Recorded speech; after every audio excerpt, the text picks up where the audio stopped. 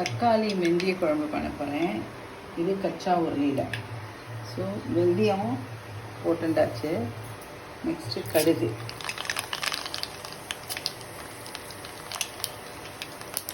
கடுகு நல்லா வெடித்ததும் உளுத்தம்பருப்பு, கடலைப்பருப்பு, கொஞ்சம் துவரம்பருப்பு, கொஞ்சம் கொஞ்சம் 1/4 டீஸ்பூன் இருக்கும்.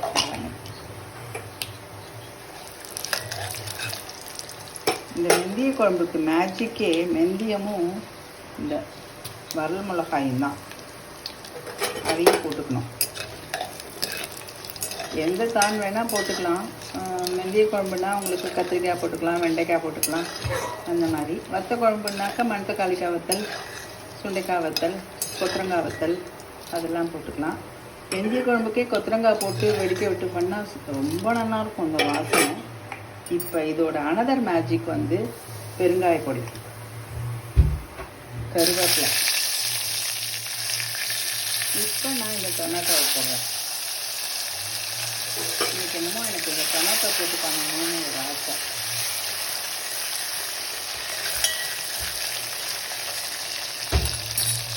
டொமேட்டோ, இப்போ மஞ்சப்பொடி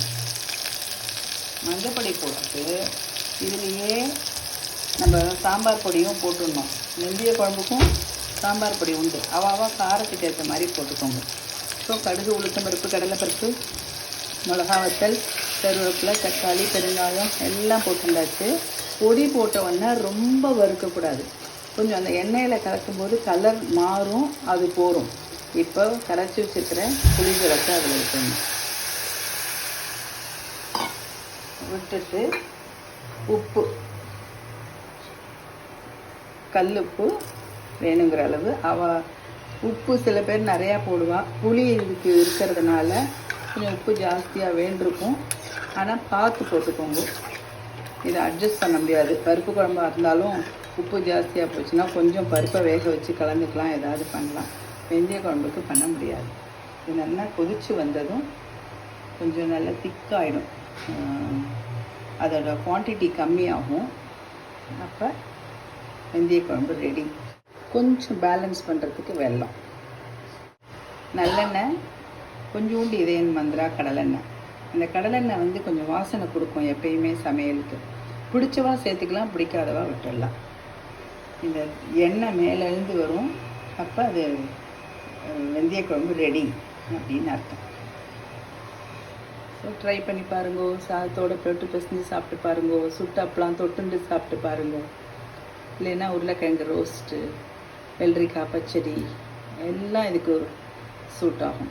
புளிக்குழக்கட்டை பண்ணிவிட்டு இதை தொட்டுன்னு சாப்பிட்டாலும் பிரமாதமாக இருக்கும்.